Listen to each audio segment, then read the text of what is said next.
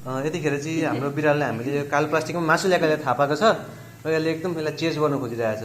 छेउ न आउन करेन्ट लाग्ला, मासु भो मिठो मिठो करेन्ट लाग्ला। जसरी चाहिँ अहिले हाम्रो भनौँ न रिलेसनसिपमा बस्ने मान्छेहरूले चेज गर्छन् यो गर्दाले, यसले पनि मासु भनेपछि यसलाई केही चाहिँदैन, यसको सासु पनि यसले बिर्सिन्छ। पकड पकड पकड गायो गायो। छेउ न आउन